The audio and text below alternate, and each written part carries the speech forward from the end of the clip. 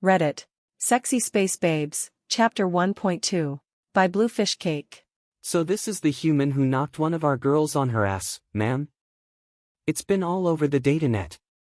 That's me, Jason interrupted before his escort could speak for him, irritated by the medic speaking as if he wasn't there. Went down like a sack of shit. Now that prison wasn't so much off the table, as moved to the far corner he'd found some of his usual, winning personality returning to him. He'd also admit to being a little out of sorts. He'd never been into the Shilvaitai section of the city. You needed a pass to get in after all, and while they were apparently pretty easy to get, any reason would do, he wasn't curious enough to go through the hassle of getting one just to see how humanity's oppressors lived. Evidently he wasn't the only one, as he'd seen all of 3 humans in the area on the drive over. Now that he was here though, the place was about what he expected. The hospital they were in was a pretty typical example of Shilvaitai architecture. Squat, robust, and made of the frankly miraculous ceramic alloy composite the aliens used for just about everything else from infantry armor to spaceship hulls. Sack of shit, the Shilvaitai medic asked in confusion, surprised by the phrase almost as much as him speaking up. Why would you fill a sack with excrement? He was about to respond when the woman behind him interrupted. Don't try and make sense of it, Marine, his Marine officer escort, whose name he'd learned was Brukdia, said. If there's one thing I've learned about English, it's that little enough of it makes sense. It doesn't so much absorb phrases and words from other languages as much as take them into a back alley and mug them for spare syntax.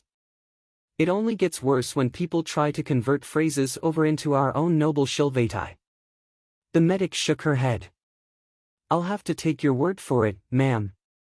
I've only been on this world for a few months and, Empress willing, I'll be gone in a few more.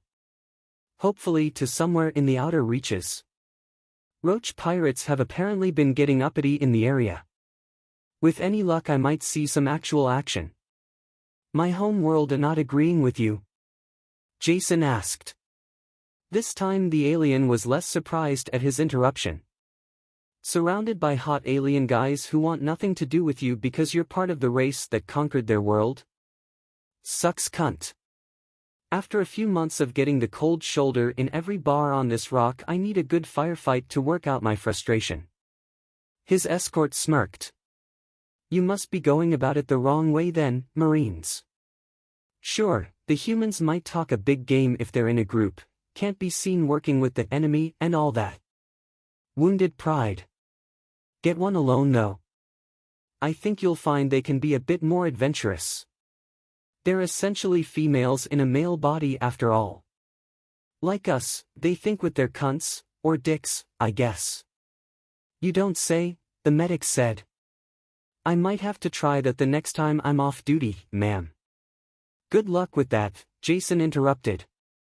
Now if you're done talking about how to get laid, I apparently need a medical before I get press-ganged into Imperial service. He certainly is spunky, the medic said.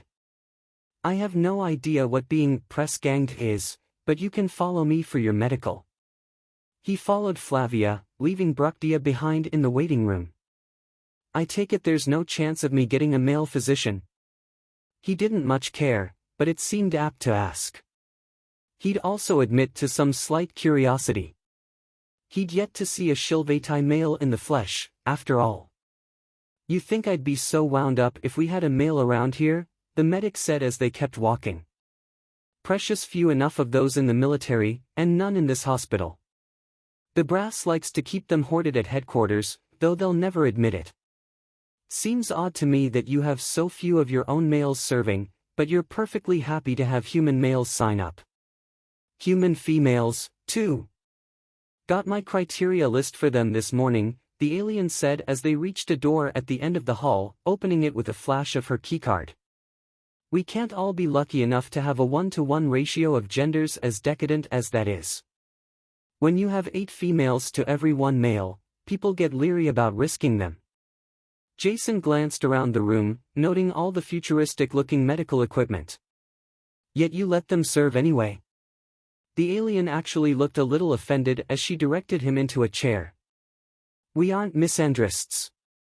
If a male can reach the physical requirements and educational requirements for the job, they can have it. Physical requirements, he questioned as he shifted in his seat. Aren't Shilvetai males about my size? Wouldn't that make it nigh impossible? Actually, that got him thinking about himself. Was he going into a separate program for just humans? Or would he be going into basic training with other Shilvetai?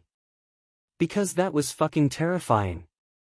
There was no way he could compete with the latter physically, his most recent gladiator bout notwithstanding. Different requirements for males. The alien rolled her eyes as she examined the screen of a device. I'm pretty sure the criteria for males is going to form the basis for the criteria for human recruits, too. Well, that was a relief. The last thing he wanted was to be compared to one of these living battle tanks. To be honest, the whole situation hadn't really sunk in for him yet.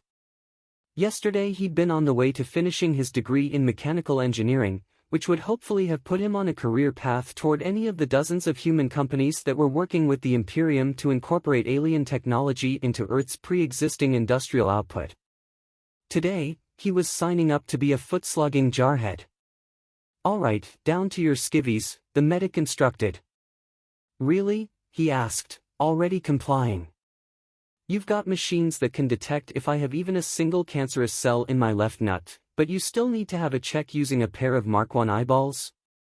Hands, too, the alien said as she pulled on a pair of remarkably mundane latex gloves. The bureaucrats like a certain level of redundancy. Not even going to wolf whistle? He asked as soon as he was stripped. I actually know what that one is, and in different circumstances, definitely, the alien said as she pressed a finger against his sternum. Breathe in and hold it. He did so. Unfortunately for my libido, we're in this room and I'm performing a medical check, which makes this as sexy to me as changing the fusion cell in my car. She moved her finger away. Release. He breathed out. It's good to know you guys aren't always horned up. She scoffed. I wouldn't go that far. If you wanted to out for a drink afterwards and have a little reenactment of this procedure at my apartment, I wouldn't complain. Thanks, but no thanks, he said. I imagine my dance card is going to be booked up for the foreseeable future. That one was new to me, the woman said as she ran something that emitted a blue light over him.